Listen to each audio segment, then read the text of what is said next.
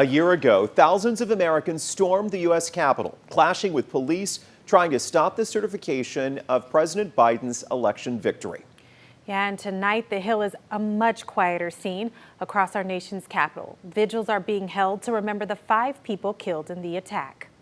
Now, a House committee continues to investigate the events leading up to the siege, and they're still working to determine what went wrong and who is responsible. President Biden remained resolute today with harsh words for those who may try something similar again. I will stand in this breach. I will defend this nation. And I will allow no one to place a dagger at the throat of democracy. To date, more than 700 people have been charged in connection with the insurrection. 62 of them are from here in Texas. And as we look back a year later, 12 News spoke with a local political expert to get his perspective on where things stand in American politics. And 12 News reporter James Grant joins us live with more. Letitia, Jordan, local political expert Tom Tassinger says no one saw the January 6 Capitol riots coming, and no one will ever forget them.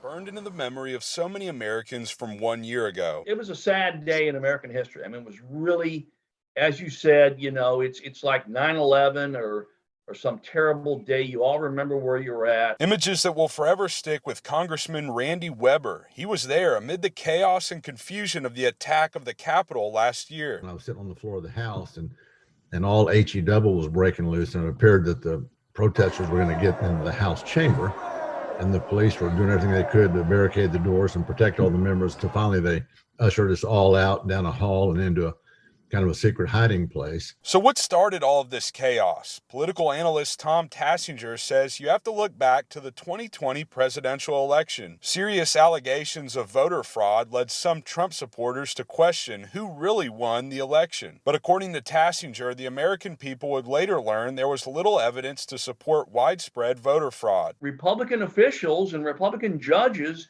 acted honestly and ethically in reviewing the elections.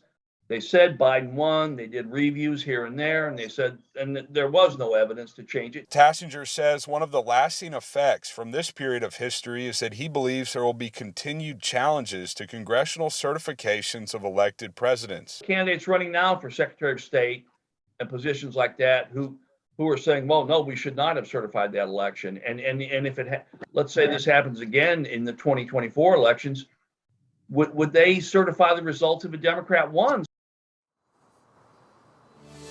And Tassinger also says we're just so divided nowadays, and we need to get back to accepting the results of these elections, win, lose, or draw. Live in Beaumont, James Grant, 12 News. You know, a year ago, Congressman Randy Weber, who represents the 14th District of Texas, was there on the House floor amid the chaos. In the days after the attack, he faced criticism for comments he would make. And that is why a man named Eugene Howard says he's running against Weber. Howard held a news conference outside of the congressman's office in Beaumont to make his intentions known. My platform is jobs and justice, so we need better jobs, better access to capital, economic freedom, subsidizing our entrepreneurship, which drives our Texas and American economy. So Howard has to first face Michael Williams on the Democratic ticket during the March primaries.